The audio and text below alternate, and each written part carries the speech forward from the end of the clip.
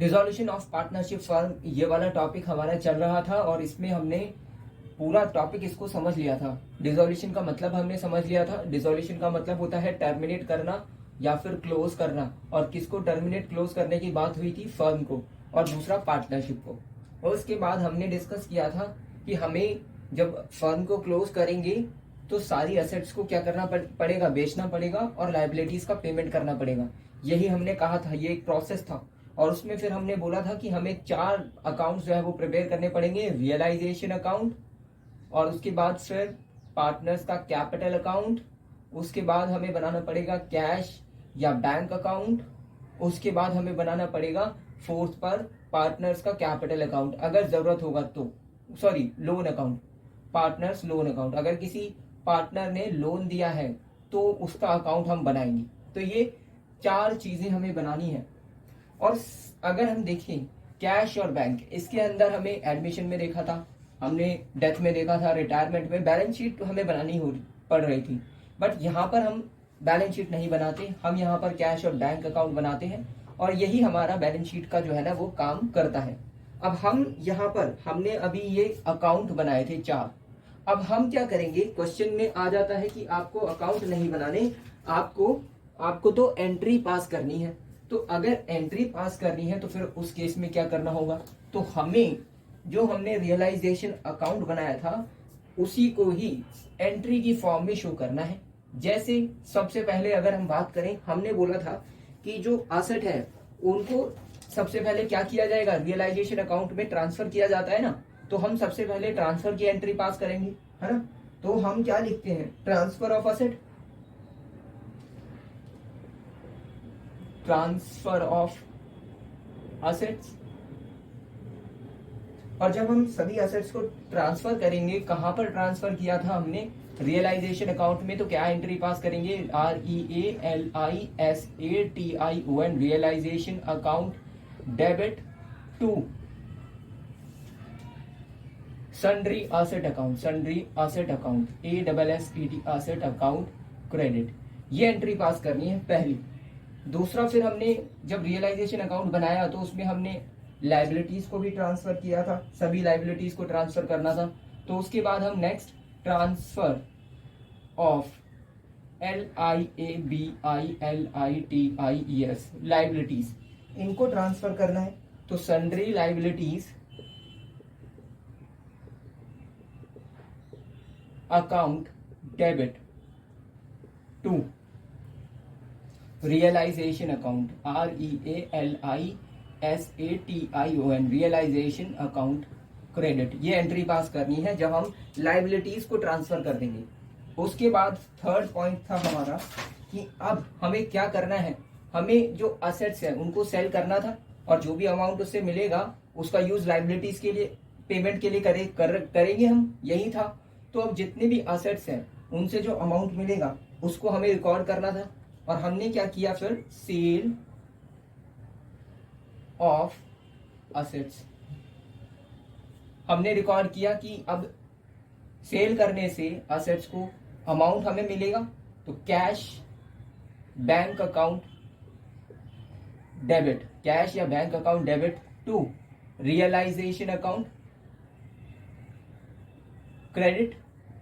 यही करना था हमें। जब हमने असेट को सेल कर दिया और फिर ये एंट्री पास कर दी, तो फोर्थ पॉइंट हमारा क्या बन रहा था कि अब जो लाइबिलिटीज है उनका भी तो पेमेंट करना था। तो payment, PAYMENT, payment of liabilities, LIABILITIES, payment करो।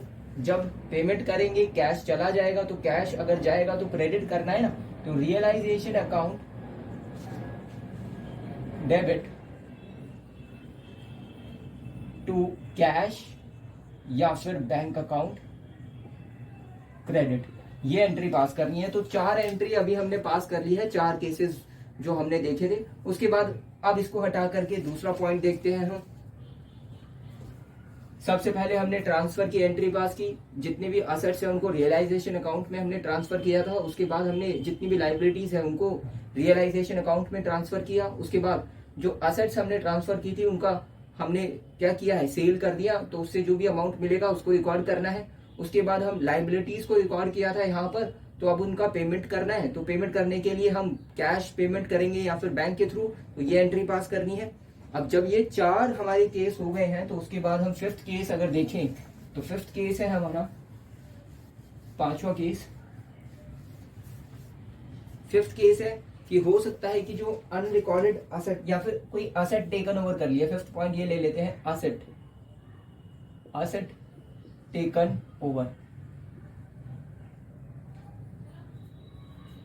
Bye partner. किसी भी पार्टनर ने अगर असेट टेकन ओवर कर लिया है ना, तो उसके लिए हम क्या करेंगे, तो उसके लिए हमें रियलाइजेशन अकाउंट में हमने इसे शो किया था। अब यहां पर हम एंट्री बनाएंगे, तो partners capital account debit to realisation account credit, ये एंट्री पास करेंगे। उसके बाद अगर हमने असेट को यहां पर टेकन ओवर करने की बात की है, तो इस तरह से liabilities LIABILITIES liabilities taken over, ये भी हो सकता है टेकन ओवर बाय पार्टनर। इस केस में क्या करना पड़ेगा, रियलाइजेशन अकाउंट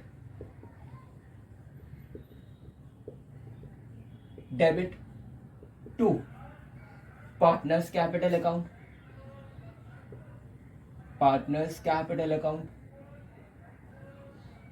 क्रेडिट, ये एंट्री पास करेंगे।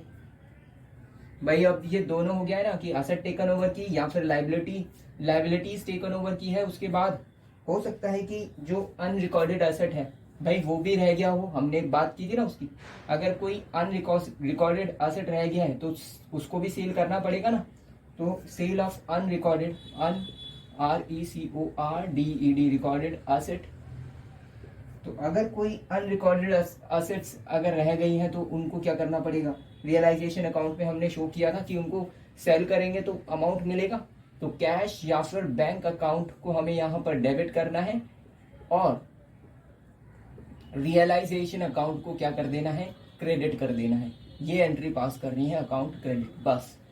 8th पॉइंट क्या हो जाएगा, जब अनरिकॉर्डेड हमने असेट कर लिया है, सिमिलर केस में क्या हो जाएगा, अनरिकॉर्डेड लाइबिलिटी आ जाएगा, है ना। तो अनरिकॉर्डेड लाइबिलिटी अगर रहेगा तो हमें उसका क्या करना पड़ेगा, पेमेंट करना पड़ेगा ना। तो पेमेंट ऑफ अनरिकॉर्डेड LIABILITIES, और उसमें क्या करना है, realisation account debit to cash या फिर बैंक अकाउंट क्रेडिट, ये एंट्री पास करनी है। तो 8 पॉइंट हमने डिस्कस कर लिए। असेट टेकन ओवर की है तो ये वाली एंट्री पास करेंगे, अगर लाइबिलिटीज किसी पार्टनर ने टेकन ओवर की है तो ये एंट्री पास करेंगे, अनरिकॉर्डेड असेट है अगर उसको सेल करेंगे तो हम जो अमाउंट मिलेगा उसकी एंट्री पास करेंगे। अगर हमने कोई देखा कि कोई ऐसी लाइबिलिटी रह गई है कि जो अनरिकॉर्डेड, रिकॉर्ड ही नहीं किया उसको, तो यहाँ पर उसके पेमेंट पर हम क्या एंट्री पास करेंगे, ये वाली एंट्री पास करेंगे। 8 पॉइंट हो गए हैं। उसके बाद हम बाकी के जो 2 पॉइंट रह जाएंगे, 2 या 3, कौन से रह जाएंगे, एक तो होगा हमारा, हमने बोला था कि जो एसेट है उसको अब मार्केट तक लेकर आएंगे, सेल करने, भाई बेचने के लिए मार्केट तक लेकर आएंगे, तो उसके लिए भी कुछ ना कुछ खर्चे करने पड़ सकते हैं ना। तो इस तरह से रियलाइजेशन एक्सपेंस उन्हें बोला था। तो 9th पॉइंट हो जाएगा रियलाइजेशन एक्सपेंस, है ना। तो payment of realisation expense, PAYMENT, payment of realisation expense, ठीक है। और अगर इनका पेमेंट अगर हम करेंगे तो क्या एंट्री पास करेंगे, realisation account debit to cash bank account credit, ये एंट्री पास करनी है, बस। अब जब हमने रियलाइजेशन अकाउंट की एंट्री भी पास कर ली है, तो हो सकता है कि अभी तो ये कैश में पे किया है, हो सकता है कि रियलाइजेशन एक्सपेंसेस किसी पार्टनर ने पे कर दिए हो, ठीक है। तो यानी कि ये बोल सकते हैं कि payment of realisation expenses by partner, ठीक है। तो payment of realization expenses, payment of realization expenses by partner, है ना। अगर रियलाइजेशन एक्सपेंसेस जो है वो किसी एक पार्टनर के द्वारा पे किए गए हैं तो इस केस में क्या एंट्री पास करेंगे, रियलाइजेशन एक्सपेंसेस पे किए हैं तो रियलाइजेशन अकाउंट डेबिट टू, अब यहाँ पर कैश में पे किया था लेकिन अब यहाँ पर कोई पार्टनर पे करेगा तो पार्टनर्स कैपिटल अकाउंट क्रेडिट, ये एंट्री पास करेंगे। 11th पॉइंट क्या हो जाएगा कि अब हम टोटल करते हैं ना और फिर हम जो रियलाइजेशन ये सारा कुछ करने के बाद रियलाइजेशन अकाउंट से हम प्रॉफिट और लॉस का कैलकुलेशन करते हैं।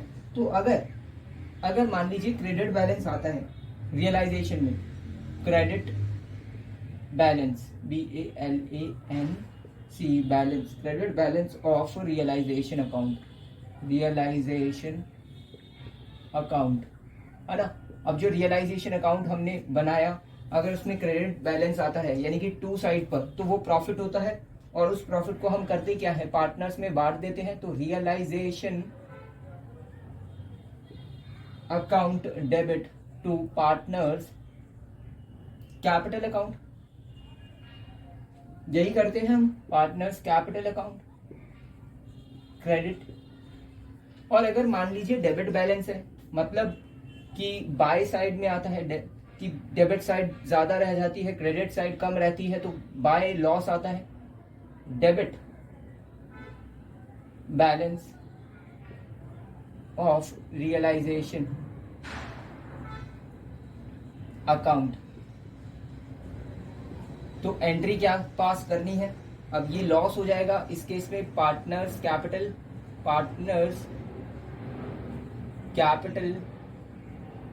अकाउंट डेबिट टू रियलाइजेशन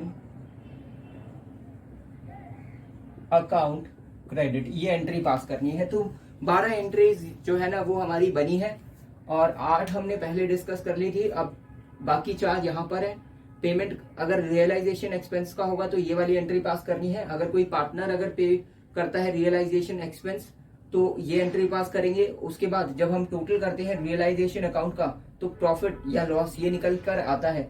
अगर मान लीजिए प्रॉफिट आता है तो हम ये वाली एंट्री पास करेंगे, यानी कि उस प्रॉफिट को किस में बांट देंगे, पार्टनर्स के अंदर। और उसके बाद अगर मान लीजिए लॉस आता है तो हमें क्या एंट्री पास करनी है, partners capital account debit to realisation account.